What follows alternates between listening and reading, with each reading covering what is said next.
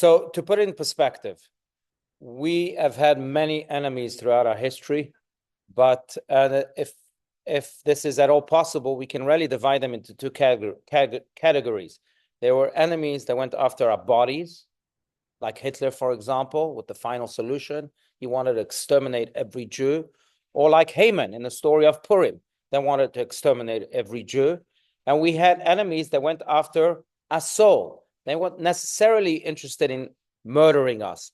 They were interested in converting us, in extinguishing our souls, like the Greeks of Chanukah, for example. The Greeks of Chanukah said to the Jewish people, look, if you follow the Greek way, if you abandon your Jewish values, we'll welcome you. We won't kill you. We'll issue decrees to make sure that you do abandon your Jewish ways. And these decrees were sometimes as torturous as it gets. I don't want to get too graphic. Did you eat breakfast this morning? Maybe I'll give you just a short example. Should I? Yeah? Okay, well, mothers who were caught circumcising their children, they would take the babies who were circumcised, tie them to the backs of their mothers, and then slice them into two. But that's how horrific they were, how cruel they were, how evil they were. But really, they were after our souls. Now, this is also why many Jews became Hellenists, converted, or left Judaism indeed, and followed the Greek ways. So that was the only way they could survive. This happened also during the Spanish Inquisition, for example, right? Where they went after our soul, not necessarily after our body. If we could convert to Christianity, then we could live, could exist. So those were the two types of enemies that we faced throughout the past 4,000 years. Now, yes, Hamas, I think, are after our body. They're very much like Hitler in many ways. Absolutely. They want to exterminate every Jew. It's in the charter. We have to go far. It's in the charter. So, yeah, they belong to that second category. Now, this war was fought by the Maccabees. They represented not just the military might, but more importantly, represented the Jewish spirit that the Greeks so wanted to extinguish. This might also explain why, if you think about this, in the way we celebrate Chanukah, there's no representation of the military victory. We light the menorah, which represents the miracle of the menorah, right, of that jar of olive oil lasting for 8 days instead of 1 day.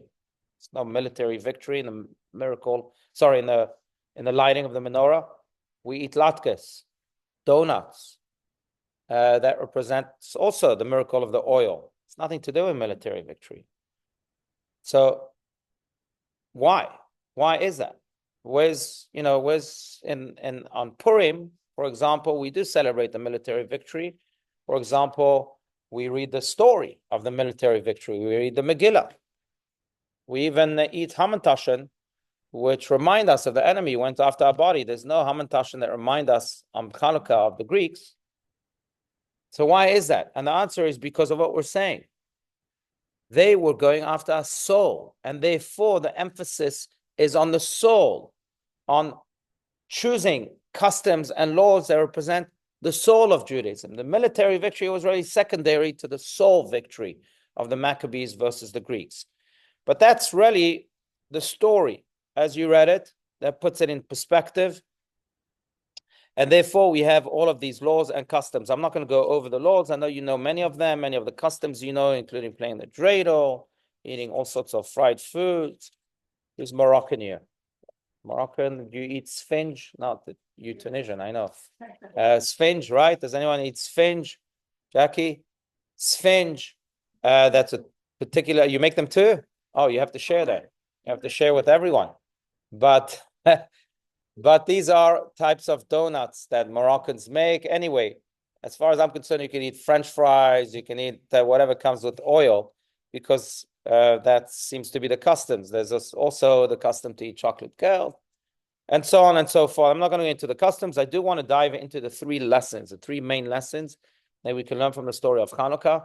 3 lessons that perhaps are more relevant today, especially in 2024, coming up to 2025, than ever before. The first lesson really comes from the question of why is Chanukah an 8-day festival? If you think about it, it should be a 7-day festival. Because why do we celebrate 8 days of Chanukah? Anyone? Why? We just said it. It's the oil that lasted for 8 days instead of for 1 day.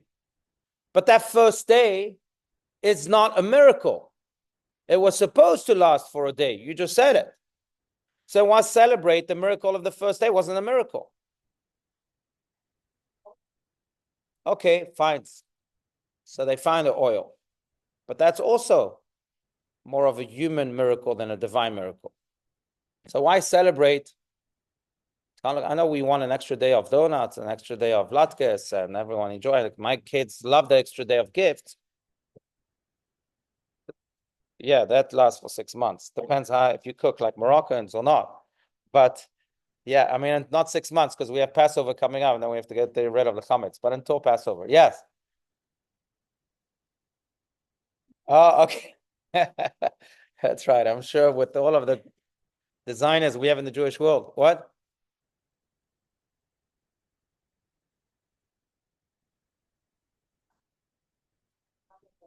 Okay, very good. Very good, Linda. So what we're really celebrating, and this goes to the very heart of it, is that yes, there was a divine miracle that enabled that jar of olive oil to last for 8 days instead of 1 day.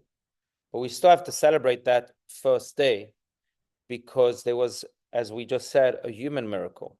The miracle of Judah the Maccabee, who had the persistence and the resilience to fight on, to find that jar of olive oil in spite of the chaos and the turmoil that he faced in the Jerusalem temple. Because when Judah the Maccabee walked into I just want you to imagine the scene. When he walked into the temple, he found not just chaos, but he found just impurity. There's no other way to put it. Not only was the statue of Zeus in the temple and so many other statues, but, I don't know if you know this, the temple was turned into a prostitution house. There were prostitutes. There were all sorts of terrible things within the temple, within even the Holy of Holies. Now, Judah the Maccabee comes into a temple like this. He could have said, oh, gosh, I'm going to wait a few months. I'm going to wait for the cleaning crew to come. I'm not going to take care of this now. That's it. We won the war. No rush.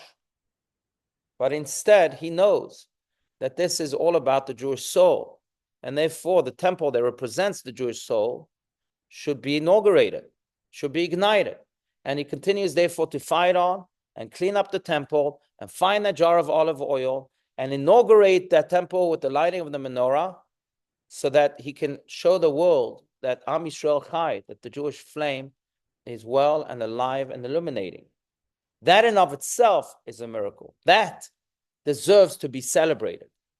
And therefore, we have 8 days of Hanukkah because the first day really is dedicated to the conviction, to the determination, to the resilience and persistence of Judah the Maccabee, something that we should all have. And I'll share with you very, very personally, but on Sunday, there were just a few men here who wanted to get together with my son, Yisrael. He's here from the IDF and he's coming back next week, but I wanted to hear stories from the war. And I think they were quite clever because, they opened him up with some good cigars and all of that. So if you want to open him up, give him a nice Monte Cristo. Is that what it's called? Monte Cristo cigar or something like that. Anyway, so he's telling all these stories. And then he told the story when I asked him, what was the toughest challenge that you faced in the past 2 years? He, of course, spoke about the story that I've shared of his good friend dying in his arms. And he shared details that I myself didn't know. So I had to ask him a question that I never asked him before. The details that he shared was that really he was a part of a unit of 4 soldiers. There were 2 snipers and 2 spotters. He's a sniper. And when this RPG was launched towards them, his good friend Yair absorbed most of the blow, but the other 2 were severely injured. One was physically injured, severely, and the other one was just emotionally injured. He was shell-shocked to the point that my son, who was the only one there who could really fight on, went up to him and slapped him and said, hello, come on, we got to move on. And he was like frozen. So they had to evacuate all 3. My son was left alone. So he said he needed to join another unit, and he became the number 5. And I asked him the question, what gave you the courage to fight on? I mean, you could have been evacuated too, and acted also, and you just lost your best friend. And he said, but Abba, the most important thing in life is resilience. So I had to be resilient, if not for my sake, for the sake of my friends. In many ways, these kids are really the Maccabees, the modern day Maccabees of today. They're in a direct line of the Maccabees who fought the Greeks as they are fighting our enemies, the modern day enemies of the Hamas and the Hezbollah and these horrible terrorists. But they teach us what they taught us, that the most important thing in life indeed is resilience. Because friends, as we all know, it's easy to celebrate the big moments of life, to fly into great emotions, to feel from time to time spiritually awakened. But what about the day-to-day? What about the small acts that we have to act upon each and every day? What about the smiles that we ought to wear on our faces every day? What about the attention to even small children or small people, as we consider small? No person is really small, but what about all of those little details that we overlook very often? But that's what it's all about, that resilience to fight on in every aspect, at every moment, with every person, in every place. And that's what Judah the Maccabee teaches us. And that is really what the miracle of Chanukah is all about. Now, I want to connect this to a prayer that seems very bizarre, because speaking of the Jerusalem temple, once a year, the Kohen Gadol, the high priest, will walk into the Jerusalem temple on Yom Kippur, on the holiest day, and offer a prayer on behalf of the Jewish people, right? Now, by the way, it's one of the prayers of Yom Kippur. What's interesting is this. You would expect the high priest to pray indeed for the entire nation. You would expect the high priest to say, God, give good health and happiness and success and whatever it is to the entire nation. But instead, he prays for pregnant women. What does he say? May be a year that no woman suffers miscarriage, among other types of prayers. But 1 second, are you representing just pregnant women here, or are you representing the entire nation? It's a very important prayer, no doubt. But why pray for this now, when you're representing Am Yisrael, the entire nation? And the answer is provided by many, is that he's not just praying for women to not miscarry, God forbid. But what he's praying is really for every human being, because we're all born, we're all pregnant with dreams, with aspirations in life. Very often the challenges of life get the better of us, so we become less, we do less, we act less. And here the high priest says, God, you planted in everyone purpose, a mission, a dream, or many dreams. Make sure that no one miscarries that. Make sure that everyone has the power, indeed, the resilience to continue to fight on so that their personal, unique dreams are fulfilled. That's what this prayer is about. And that's really what the Maccabees teach us most. And the modern day Maccabees teach us more than anyone else. So that's lesson 1. Lesson 2, unless there's questions, disagreements, ideas. No? Okay, lesson 2. Do you play the dreidel game? Does everyone here play the dreidel game? Do you? Not that you have to. I mean, it's a custom. But have you played the dreidel game in the past? Do you know what the dreidel game is all about? So the dreidel game is basically where you take a dreidel that has 4 letters on its 4 sides.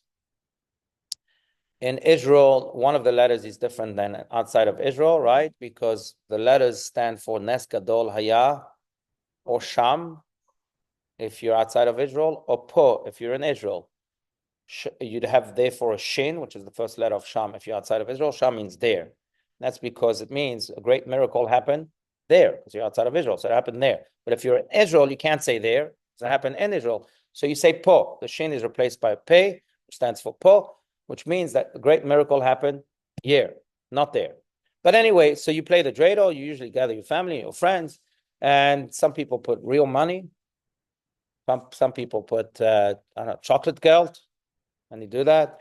Some people put peas, almonds, I don't know, whatever you want to put. and everyone gets a certain portion, and then everyone has to put a little bit from their portion to the whole, and if it falls on a gimel, you win the whole thing, and then you start the second round. If it falls on a shin, you have to give 2 more or 3 more, whatever it is, of your own portion, and the person who amasses the most is the one that wins in the end. That's how it works. But basically, let's be very blunt, it's really a game of gambling. That's what it is. You wait for the dreidel to fall on a thing that you can't predict, that you can't plan. So is it a good thing to teach our children to gamble? Since when do we promote gambling in Judaism?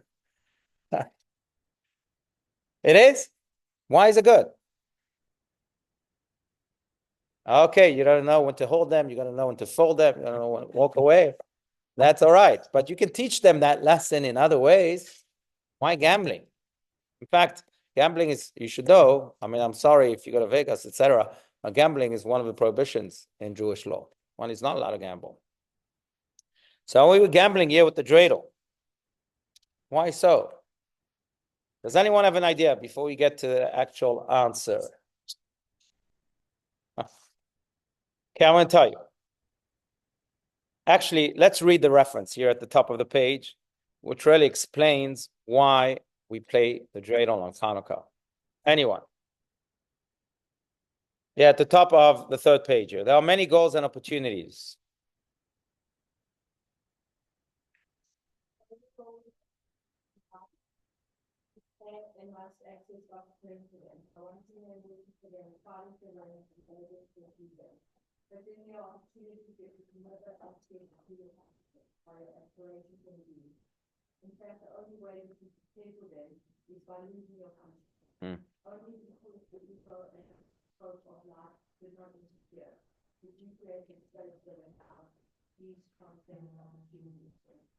Right.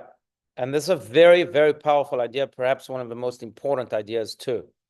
And that is, to put it in different words, that every single one of us starts our day with 2 plans.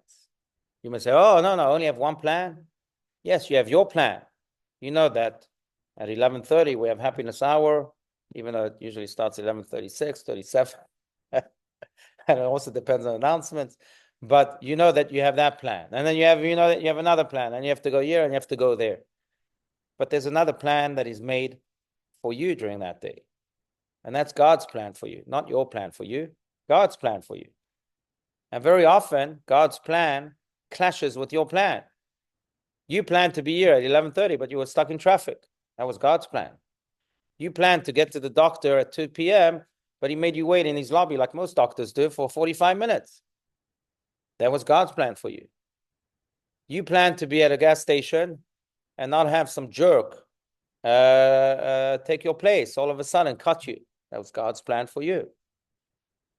And God's plan manifests itself many times during the day. Now, the big question is this: will you be just stuck with your plan and therefore invite frustration, really, when God's plan clashes with yours? Or will you be open to receiving the blessings of God's plan? Because God doesn't just plan for you to disrupt you. He plans for you to bless you. So will you be open to those plans that were not made by you, but rather made by God? You know, one of my favorite quotes is that there are 2 types of people who fail. Those who don't have a plan, so everyone needs a plan, but those who are obsessed with their plans. But sometimes you're so obsessed with your plan that you can't receive God's plan.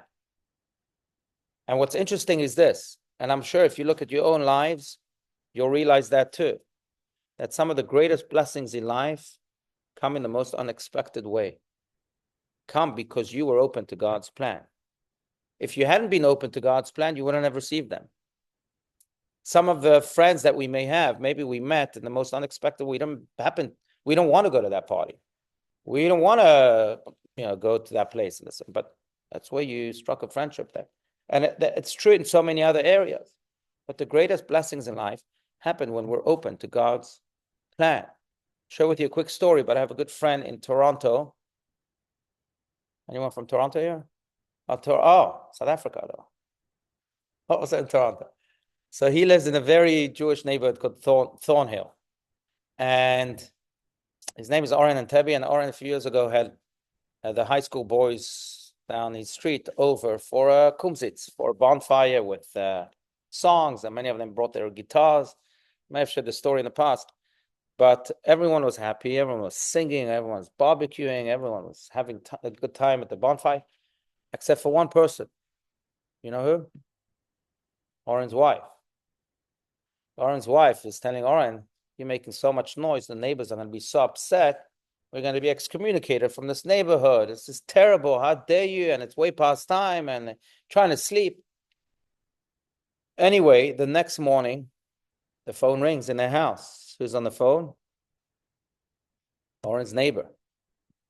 His wife picks up the phone, and before the neighbor even speaks, she says to her, I'm really sorry. I know why you're calling. I didn't mean to disrupt you last night. We made so much noise, but I promise you it won't happen again. Just give me a pass for this time and this time only. And the neighbor says to Oren's wife, that's not why I called. I actually called to thank you. She says, really? To thank me for what? She says, look, yesterday was my mother's yahrzeit. And I went to sleep and I was in a somber mood. And I decided to open the window to catch a breath of fresh air. And I'm hearing these sweet melodies coming from your backyard. And some of these melodies were sung by my mother to me when I was a young child. And it was a sign that my mother is still with me and I shouldn't be sad. And it lifted me like nothing else would have lifted me. So I'm just calling to thank you. And in many ways, Oren says to me, you see, sometimes we have our plans, and we have our vision and our limited and narrow-minded perspective. But if we can just open ourselves to God's plan and realize, oh no, something else happening that we're not aware of. Like someone very wisely said, we know what we know what we don't know, but we don't know what we don't know. And very often we don't know what we don't know, God's plan. And just being open to it enables us not just to sink into frustration and disappointments. And not only does it lift us up, but it also sometimes enables us to receive the greatest blessings of life. And that's why we play the dreidel, to teach our children not to gamble, but to teach our children that sometimes life is one big dreidel game. And all we need to do is do our part, spin that dreidel, sit down, count your Chanukah geld and how much money you're going to give everybody. Fine, plan that game. But be open to the dreidel not always falling on a gimel, falling on a shin sometimes, which is the worst letter it can fall on. But be open not just to the shin, but to the blessings that the shin will bring. And remember to live that life as if it was the most joyous game, because then you'll receive the greatest blessings that come unannounced and unexpected. So that's the second lesson, the lesson of the dreidel. Did you want to say something, Janet? Please. God's blessings, but also where would be interpreted that God would want you to stop and rethink what's happening. For example, the car that cuts you off and you're angry and this and that. Is it time to say, like, okay, there's a reason that they needed to go. Don't get nuts. Absolutely. Like very good. Very well said. I think that's what it means to being open to God's plan. To translate it into a very, very practical way is that whenever something frustrating does happen to you, you ask, what is the message of God for me here? And when someone cuts you, you have to ask yourself, what's the message that God wants from me? Maybe it's because I'm not accommodating enough to people, so I should accommodate people more. That may be the message that God wants to bring me. It could be other messages. But certainly, that's the way you make that big idea very practical. Good. All right. Lesson number 3 goes to your favorite foods. I'm sure donuts, latkes. Do you eat latkes with applesauce or with sour cream, or what do you do? With both? That's great. Okay. And sphinges. Let's not, Jackie, you remember, you're making sphinges for all of us. Okay. You want to home deliver them, or should we give you our addresses, or?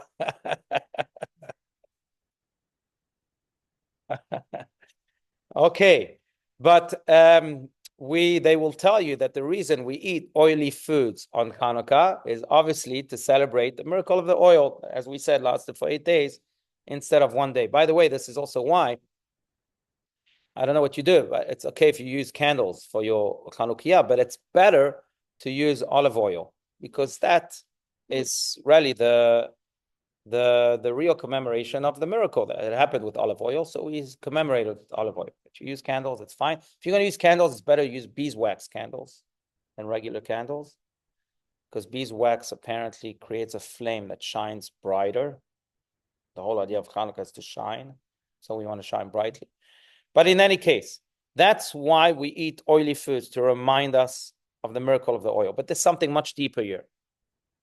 And that is that in many ways, to be Jewish is to be a jar of olive oil. Because if you think about this, oil can't mix with other liquids. Not only does it separate itself from other liquids if you try to mix oil with other liquids, but it floats above them. And it is to remind us as Jews too, that we may be mixed with this world. We may be entrenched in this world. But as my beloved rabbi would often say, we may be in this world, but we have to remind ourselves that we're not of this world. We have souls within our bodies that are heavenly, that come from a higher place. And therefore, we should never allow this world or its challenges to define us. I remember that when Racheli Franco was here, some of you may recall, she came just 6 months after her own son, Naftali, 16-year-old son, was kidnapped and then found murdered after 3 weeks in the summer of 2014. She came here to Scottsdale just 6 months after that. And I remember her smiling all the time. And I said to Racheli, wow, how do you find strength to smile? And she said to me, I'll never forget this. She said, look, I'm in pain, but I don't become my pain. I'm in tears, but I don't become my tears. Because my eye is so much stronger than those tears and that pain. And in many ways, that eye is what we focused on Chanukah. That eye is the oil eye. We may be mixed with other waters and face some of us unfathomable challenges, but they shouldn't define us. We don't become our challenges. We're higher than that. We're divine. Now, how do you do that? That's the question. And I think Racheli Franco embodies just this message. So do many of our heroes. How do you allow yourself to float like oil and rise above your challenges? And the answer, I think, is in this divine providence that we find every year on Chanukah, because Chanukah always falls during the portion of the week of Miketz. For example, next week, not this week is Vayeshev, next week is the portion of Miketz. Miketz, that portion, is read always on Chanukah. It's unbelievable, because our calendar, as you know, is messed up. But Miketz always falls during Chanukah. Why do we read Miketz on Chanukah? There's no coincidence here. And the answer is because of the message of Miketz. Miketz really is represented by my favorite biblical character, Joseph. Joseph is my favorite biblical character because I don't think there's a character that faces more challenges than he does. Yet he's always smiling. He's always positive. He's always happy. Joseph was thrown into a pit by his own brothers who tried to assassinate him. Think about this. Then he was sold as a slave to Egyptian merchants. Then he was accused of rape when he was completely innocent. Then he was thrown into an Egyptian dungeon where he had to stay for 10 years. Now, Egyptian dungeons are not like American dungeons. I've been to American dungeons, not as an inmate, as a rabbi, but I've been to American dungeons. They're pretty comfortable compared to Egyptian dungeons. Yet, everywhere he is, again, he's always smiling, to the point that in the portion of Miketz, we read about in this portion, we read about how he meets 2 inmates in this prison, and they're looking down, and he says to them, why are you looking down today? What are you so upset about? Now, let me tell you a little secret. As I said, I've visited prisons. Everyone looks down in prison. I haven't seen a smiling face in a prison yet. So what is Joseph thinking? They're not eating sushi at a bar mitzvah. They're in a prison. Of course they'll be looking down. Why is he telling them, why are you looking down? And how did Joseph keep a smile on? It's not like he was indifferent or apathetic. In fact, he's the biblical character that cries the most. So he was very emotional, very empathetic. So how did he maintain that smile and that positive attitude in spite of the unimaginable challenges that he faced?